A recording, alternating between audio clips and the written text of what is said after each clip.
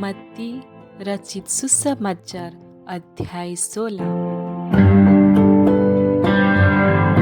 फरीसियों और सदूकियों ने पास आकर उसे परखने के लिए उससे कहा, हमें स्वर्ग का कोई चिन्ह दिखा। उसने उनको उत्तर दिया, सांझ को तुम कहते हो मौसम अच्छा रहेगा क्योंकि आकाश लाल है, और भोर को कहते हो आज आंधी आएगी क्योंकि आकाश लाल और धूमिल है। तुम आकाश के लक्षण देखकर उसका भेद बता सकते हो, पर समयों के चिन्हों का भेद क्यों नहीं बता सकते? इस युग के बुरे और व्यभिचारी लोग चिन्ह ढूंढते हैं, पर योना के चिन्ह को छोड़ उन्हें और कोई चिन्ह ना दिया जाएगा, और वो उन्हें छोड़कर चला गया। चेले झील के उस पार पहुँचे, पर वे रोटी लेना भूल गए थे। यीशु ने उनसे कहा, देखो, फरीसियों और सदूकियों के खमीर से सावधान रहना। वे आपस में विचार करने लगे, हम रोटी नहीं लाए, इसीलिए वो ऐसा कहता है। ये जानकर यीशु ने उनसे कहा, हे अल्प विश्वासियों, तुम आपस में क्यों विचार करती हो कि हमारे पास रोटी नहीं है? क्या तुम अब तक नहीं समझे?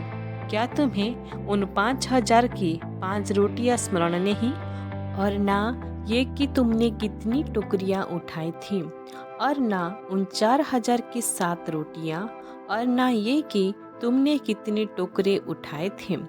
तुम क्यों नहीं समझते कि मैंने तुमसे रोटियों के विषय में नहीं कहा, परंतु ये कि तुम फरीसियों और सदूकियों के खमीर से सावधान रहना? तब उनकी समझ में आया कि उसने रोटी के खमीर से नहीं, पर फरीसियों और सदूकियों की शिक्षा से सावधान रहने को कहा था। यीशु कैसरिया फिलिप्पी के प्रदेश में आया और अपने चेलों से पूछने लगा, लोग मनुष्य के पुत्र को क्या कहते हैं? उन्होंने कहा, कुछ तो यूहन्ना बपतिस्मा देने वाला कहते हैं, और कुछ एलिया, और कुछ यिर्मयाह और भविष्यद्वक्ताओं में से कोई एक कहते हैं। उसने उनसे कहा, परंतु तुम मुझे क्या कहते हो? समन पतरस ने उत्तर दिया, तू जीवते परमेश्वर का पुत्र मसीह है। यीशु ने उसको उत्तर दिया, हे समन, योना के पुत्र, तू धन्य है, क्योंकि मांस और लहू ने नहीं, परंतु मेरे पिता ने जो स्वर्ग में है ये बात तुझ पर प्रकट की है। और मैं भी तुझसे कहता हूँ कि तू पतरस है, और मैं इस पत्थर पर अपनी कलीसिया बनाऊंगा, और अधलक के फाटक उस पर प्रबल ना होंगे। मैं स्वर्ग के राज्य की कुंजियां दूंगा, और जो कुछ तू पृथ्वी पर बांधेगा वो स्वर्ग में बंधेगा, और जो कुछ तू पृथ्वी पर खोलेगा वो स्वर्ग में खोलेगा। तब उसने चेलों को चिताया कि किसी से ना कहना कि मैं मसीहा हूँ। उस समय से यीशु अपने चेलों को बताने लगा, अवश्य है कि मैं यरूशलेम को जाऊं और पुरनियों और प्रधान याजकों और शास्त्रियों के हाथ से बहुत दुख उठाऊंगा, और मार डाला जाऊं और तीसरे दिन जी उठूं। इस पर पतरस उसे अलग ले जाकर झिड़कने लगा, हे प्रभु, परमेश्वर ना करे, तेरे साथ ऐसा कभी ना होगा।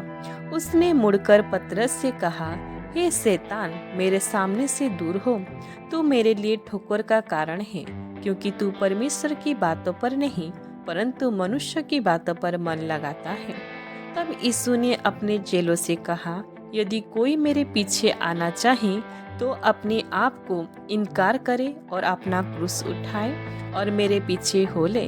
क्योंकि जो कोई अपना प्राण बचाना चाहे वह उसे खोएगा, और जो कोई मेरे लिए अपना प्राण खोएगा वो उसे पाएगा।